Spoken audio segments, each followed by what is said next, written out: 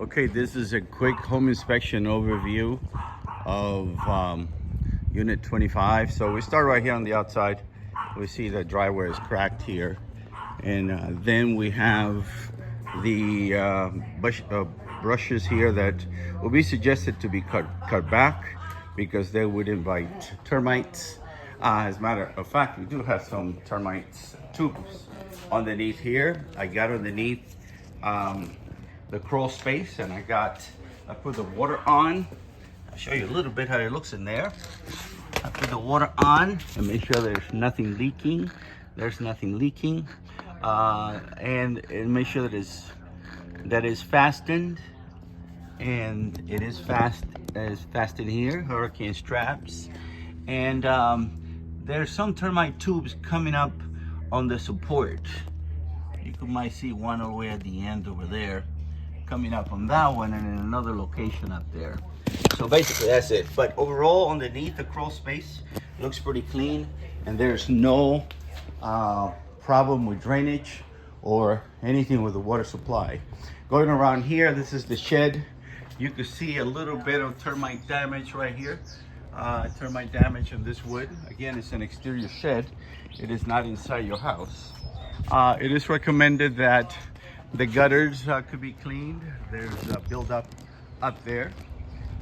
This is your gas meter, number 25, right here for your unit. The air conditioning unit, it's a Goodman. Goodman is in the middle of the road, not the greatest, not the worst. Yeah, they started in Houston, Texas, selling parts over the phone and online. Now they build their own. So yeah, so Goodman is it's a good product. The efficiency is 14 rating right here, as you can see. You cannot really tell much on the label because it's faded. By the temperature that it gave me, it was pretty cold. About 29 to 30 degrees, which is typical.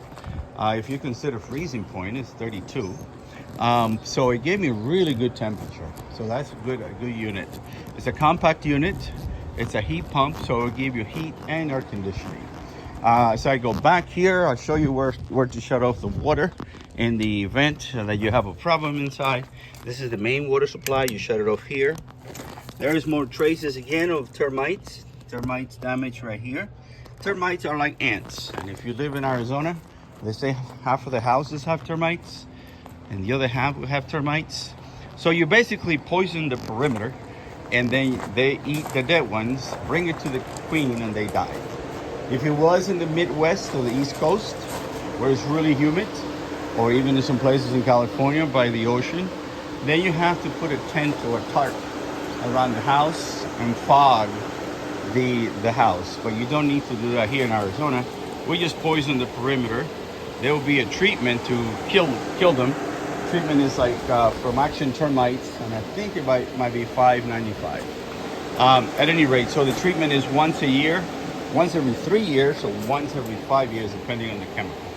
So again, that will be on the termite. They will trench all over around the perimeter, drop the poison. It's a liquid poison, and it will kill them. And they probably, whoever's left over gets out and goes to the neighbor because the ground is poisonous. This is more than 3 steps, so we do need in here, we need a handrail, just for safety. 3 steps or more, need handrail. On the perimeter of the unit, including this enclosure here that they call them an Arizona room, is enclosed. Let's go inside now. It's not in bad shape. Obviously the carpet is worn, and we're going to start in one corner here, go all the way around. This is a wall-mounted unit. Normally they're not part of the inspection, but I inspect them anyway. So here what we need is a connection to be inside the junction box, not exposed like that. As we go here, this is the compartment for the hot water heater. The hot water heaters have seen better days. That hot water heater most likely needs, I'm pretty sure it needs to be replaced. So the water to the hot water heater is shut off, and the gas is shut off because the hot water heater has a lot of buildup. It's leaking through here, this is called a TPR valve, the temperature relief valve. So that is on the hot water heater. So we continue. However, it did give me hot water, but the conditions are not the greatest. So we continue here. These fans, a little bit low. They're supposed to be at least 7 feet off the ground, and it's about 5'8". Glass all the way around this enclosure, this Arizona room.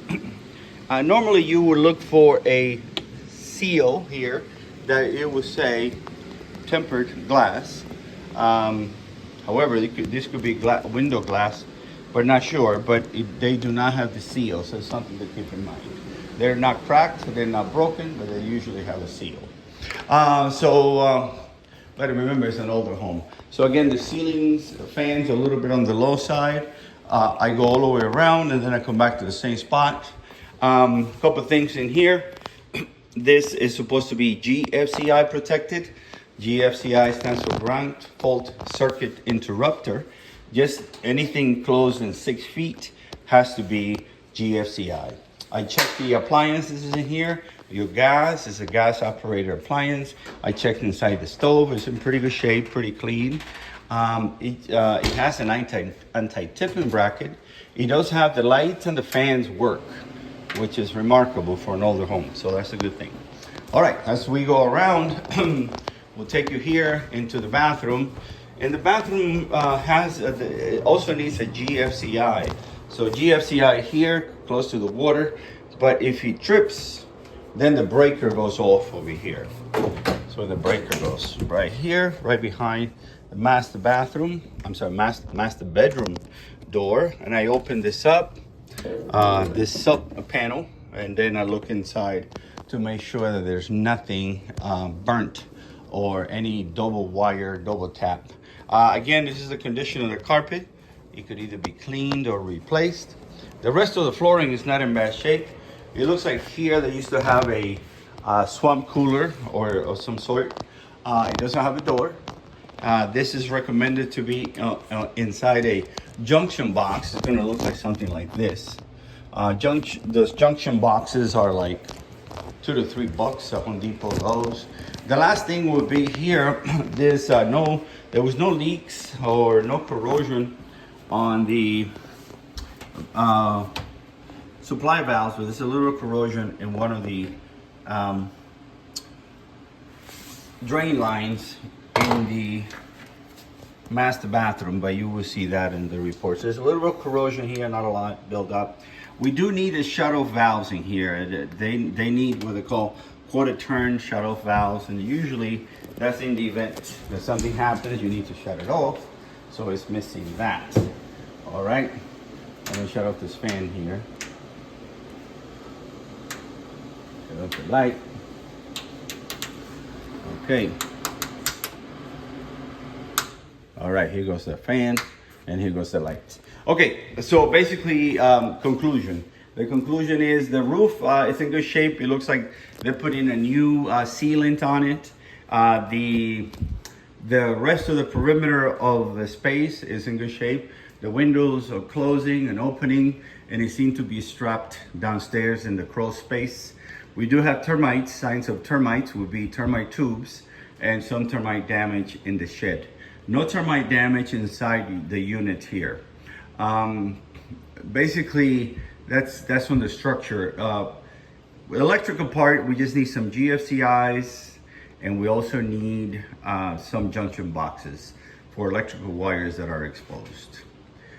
Plumbing wise, corrosion underneath the sink in the bathroom, and we need the shut-off valves in here.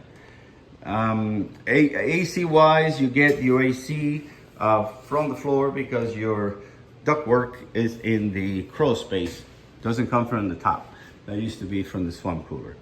But at any rate, then the rest of the interior is pretty much like it is right now. This is laminate flooring.